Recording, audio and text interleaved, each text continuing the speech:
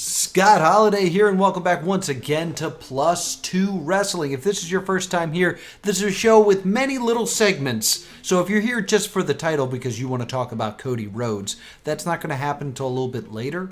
And starting with this episode, there's going to be time codes in the description, so you can skip right to the part you want to see. But I highly recommend you watch the whole thing, because that's what helps the channel most. And now, let's plug in.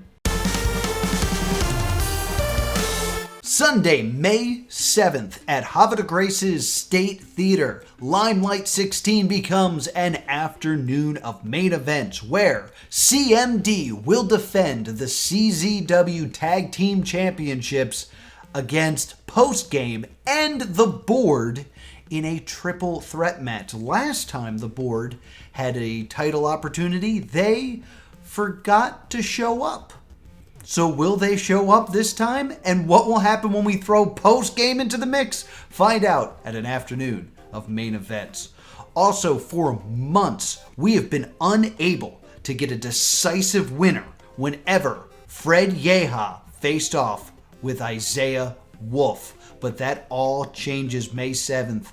No ropes, no rules, win by submission or knockout. It is trial by combat. 2 men enter, 1 leaves broken. And also a huge matchup. The top guy, Griffin McCoy, goes one-on-one with the ruler, Aaron Ash, in a Texas strap match. This dates all the way back to Philadelphia, where these 2 men were just bet on destroying each other. But neither man is willing to back down. And we've yet to find out who is the better man. So we will find out at an afternoon of main events. Additionally, this is the final stop before CZW Best of the Best in Havre de Grace, Maryland, where we will crown a brand new CZW champion. So what condition will these men be in as they head into that tournament? Find out at Limelight 16, an afternoon of main events at the State Theater in Havre de Grace, Maryland. The bell rings at 4 o'clock. The doors open at 3, and I hope to see you there. And now, I got an important question to ask. Will you go to prom with me? High Tension Wrestling presents King Crab's Enchantment Under the Sea. It's a wrestling prom. Oh yes, it's a wrestling prom. So be sure to join us Saturday, June 10th at the Riverside Beneficial Association. That is 1742 Pear Street in Reading, Pennsylvania, for an enchanting evening under the sea. The show starts at 4 o'clock. The doors open at 3. And you can get your tickets right now at hightensionhtw.com/shop. So be sure to break out your lovely formal gowns and your tuxes and join us at prom.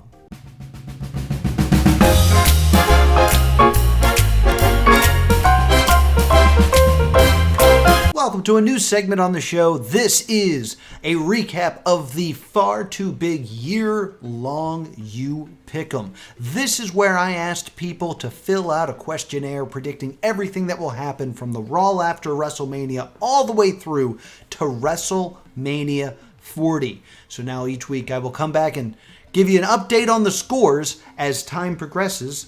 The things that we predict will happen or not happen, and we'll see who is on the high scoreboards. Now, I was hoping to get 50. We got 10. But I still think this will be interesting to see what people said, because remember, this is all filled out before WrestleMania this year. So let's take a look at the standings. The first questions were about the Raw after WrestleMania, and they were asked, will there be a title change on Raw? Which there was not. That is points for 40% of the field.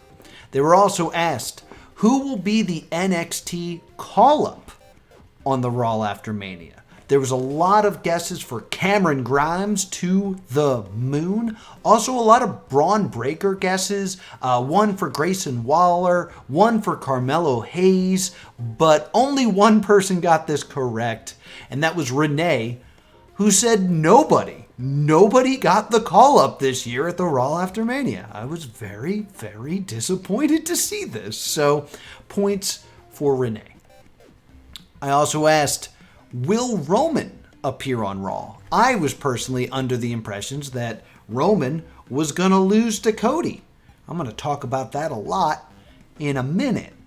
But I thought he would lose to Cody and then kind of disappear for a bit. But apparently most people disagreed, as 60% correctly guessed that Roman Reigns would appear on Raw. I also asked if Riddle or Randy Orton would appear on Raw. I did not expect them back so soon. Well, at least Riddle. We haven't seen Orton yet. But 70% of the competitors knew that Riddle would be appearing on the Raw after Mania. So points to them. So, out of a possible perfect score of 4...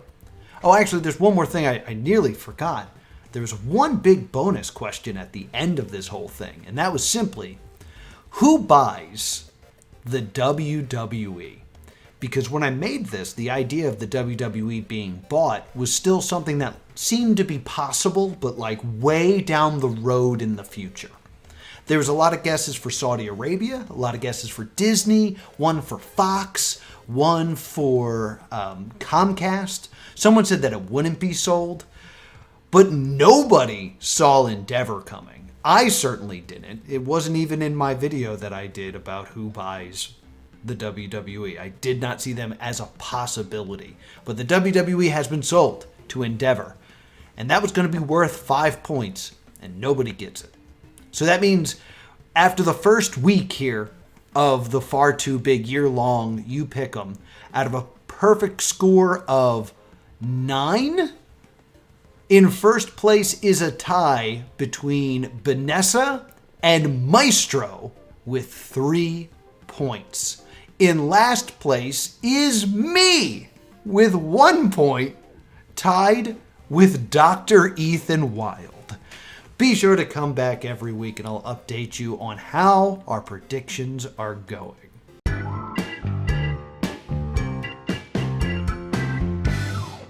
Okay, I'm going to be honest with you. The plan was I was going to write a fantastic little article about all the great wrestling I saw over WrestleMania weekend. I tried to watch as many indie shows as possible. I watched all of WrestleMania, and I was going to give you a nice list of matches and wrestlers to check out. It was going to be nice.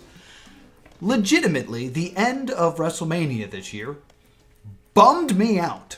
So I threw that away, and I instead made a script where I was basically ripping apart the ending of WrestleMania this year, being furious that Cody Rhodes did not win the WWE Universal Championship. And then I realized that that video made me look like a little whiny poopy baby. So I took a week off and I threw that away. And then I decided to come at it from the other angle. And I was trying to justify the decision to keep the title on Roman Reigns and not put it on Cody, and really try to come at it with more positivity. And I realized that I don't feel that way, and I felt false, and it felt like I was kissing up to the WWE, so I took that script and I threw it away as well. Because when push comes to shove, I wasn't there. I mean, I watched it, of course, but I wasn't backstage. I don't know what's being discussed. I don't know what the plan is going forward. So for me to speak on what the WWE should do feels like I'm speaking out of turn. But as someone who exists in the wrestling sphere, I think we can all agree that the decision to have Roman Reigns win at WrestleMania was at best questionable.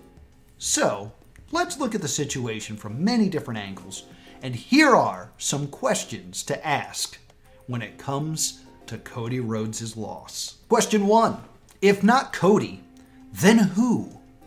Roman Reigns has been on a tear, and I'll be honest with you, I've been really enjoying Roman's run. I think he's done a great job as champion. I think he's made that title feel more important than it has ever felt. It's way more important than when Cena was being Super Cena. It feels more important than when Punk had his 300 someday run. It feels more important than when Brock was only showing up every couple months to defend it. It feels like the title, the championship, the most important thing in all of wrestling.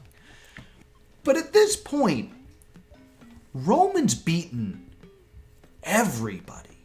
Like, everybody. He's beaten Edge. He's beaten Goldberg. He's beaten Strowman. He's beaten Bryan and Cesaro, who I don't think are coming back, but he did beat them.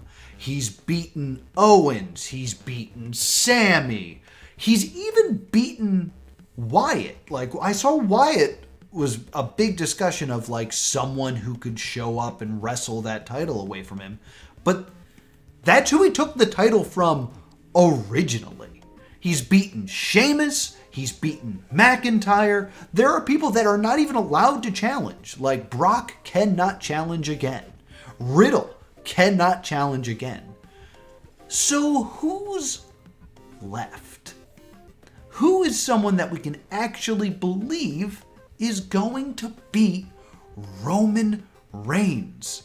Is it going to be someone from the bloodline turning on him? I mean, he's already beaten the Usos, so that's not as exciting. I guess it could be Solo, but I don't feel like that's the way that this story is going to end. Is it going to be The Rock? Do we actually have The Rock coming back? Or are we going to spend time building a new star? Are we going to spend the time to make Braun Breaker the believable choice to come into the main roster and get that title? Could it be Gunther? Gunther has been holding the Intercontinental title for so long that it could break Honky's reign. It should be Gunther, right? Question 2. If not now, then when?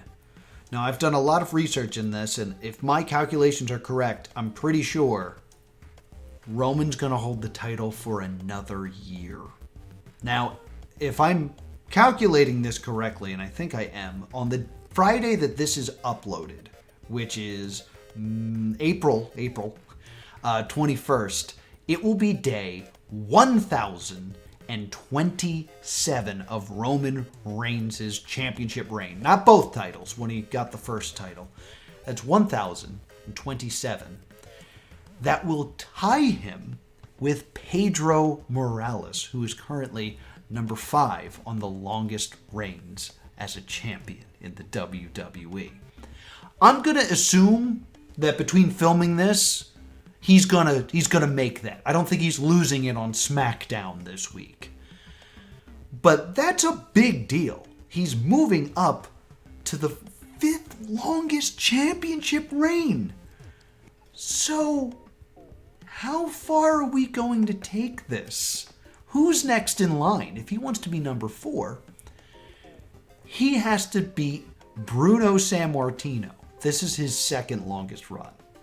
Bruno Sammartino is number 4 with 1,237, which means he would have to hold it for another 210 days. That would bring it to November 17th, 2023. So Survivor Series? I could see that happening. And if he makes it to Survivor Series, why not just wait till WrestleMania 40? There's a lot of good reasons in terms of history on why he would stay champion that long. Now, do we make him number 1? Well, he would have to beat Bruno Sammartino again. He is the number 1 longest reigning champion with 2,803 days, which would make that happen at May 30th, 2031. That seems like overkill to me. That's a long time from now.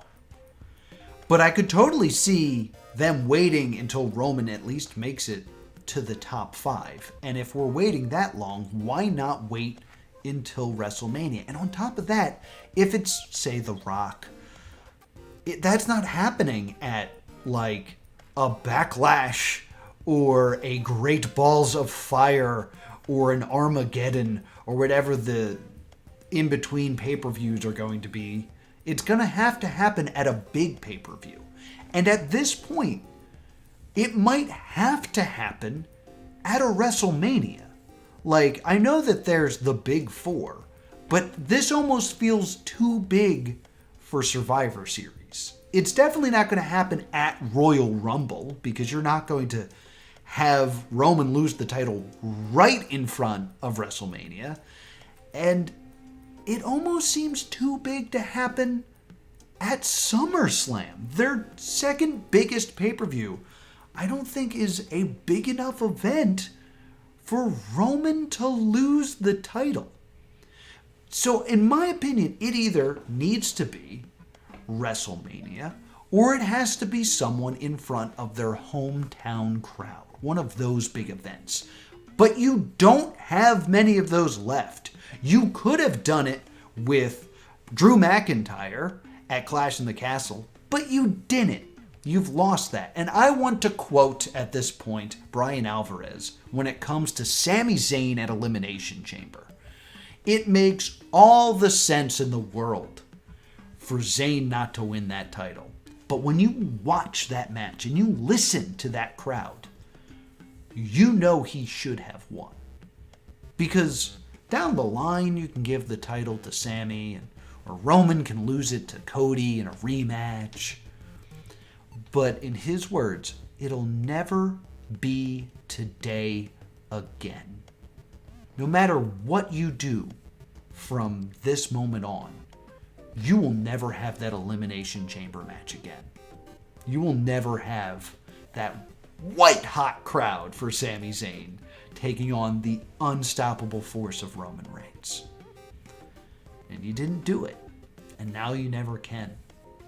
So if you want a moment like that, you're running out of people to do that with. Are you going to go to Ireland and have Sheamus or Finn Balor win? I mean, Roman's already beat both of them. Are you going to go to Saudi Arabia and have him lose to Mansoor or Mansoor or whatever it is? Are you going to go to, like, England for Money in the Bank and have him lose to Gunther? Yeah. Yeah, you should do that. You should do that at Money in the Bank. And speaking of Money in the Bank, that brings up another question. Is this going to ruin Money in the Bank again? I think we can all agree that Austin Theory is the worst Money in the Bank holder ever. And I'm fine with that, because before that, I'm pretty sure it was Damien Sandow. And I love Damien Sandow, so as long as he got to move up, maybe Corbin. But Austin Theory failed to cash in a few times, then made it look like for some reason he was going to cash in on the NXT title, which was exciting and different, and we didn't know what was going to happen. Oh, he's jumping brands. Oh, this is going to be great. And then he cashed in for a mid-card title, and then he lost.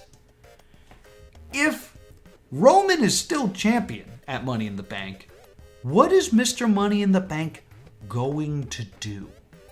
Like, as much as I make fun of the Austin Theory storyline, because it didn't make sense for that to happen, you can't really have someone threatening to cash in on Roman Reigns at this point.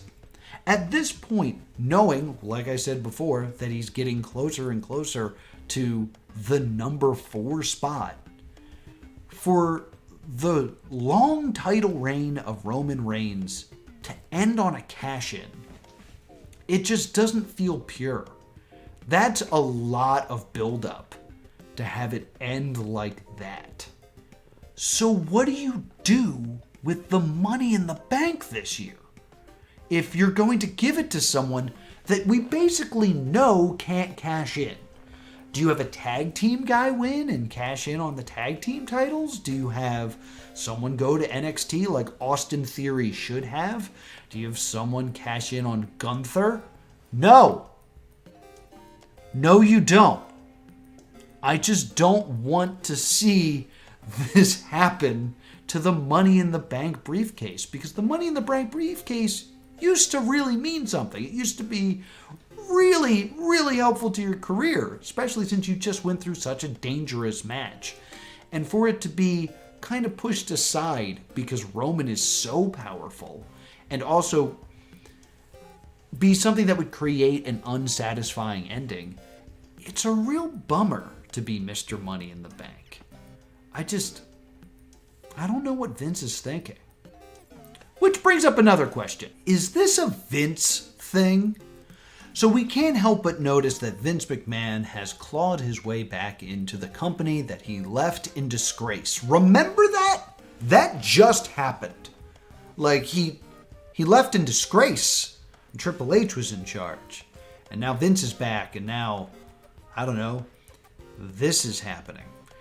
Now, it's hard to say that this is a Vince decision. I know we're all blaming Vince for Brock versus Omos, but this definitely plays back to something that has been said by Vince McMahon years ago at this point, of Vince wants to make Roman one of the best of all time. So in short, yeah, it is a Vince thing. It truly is. I don't think it is one of those things where he tore up the script and then was just like, we're changing things, because I saw a lot of people complaining online that the WWE and Vince McMahon believes that a surprise is always good. As long as we trick people, they are going to be talking about it, which we were. So all surprises are good, but this was a bad surprise. But it's been confirmed that apparently this had been the plan for weeks. And it seems odd that this was the plan for weeks. Like, if I was a betting man, I would have bet on Cody Rhodes. Which brings up another good question. Is this a gambling thing? If you haven't been watching the news or reading the dirt sheets, WWE has been working really hard to make it legal to gamble on wrestling. And I'm not just talking about DraftKings. They want their own gambling app. And to do that, they have to kind of stay with the same legitimacy as the Emmys. That's a weird sentence. But basically, you're able to gamble on the Emmys. What's going to win Best Comedy? And the reason you're able to do that is because the Emmys can successfully have a winner and keep that information under wraps. That information doesn't leak out. And it's also something that can't change. It's not like you could throw it for the bookies if you saw everyone was betting for The Office to change it to How I Met Your Mother at the last second. The WWE would have to promise that it would not change its booking decisions at the 0 hour.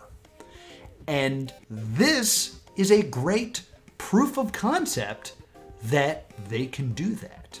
I mean, everybody thought that Cody was walking away with the championship. As a matter of fact, in places and states where you could gamble on the WWE, he was favored minus 550. If you don't know what that means, it took me some time to kind of figure out what the odds mean. If I were to bet $100 on Cody Rhodes winning the championship and he had won, I'd walk away with $118. Not $118 profit.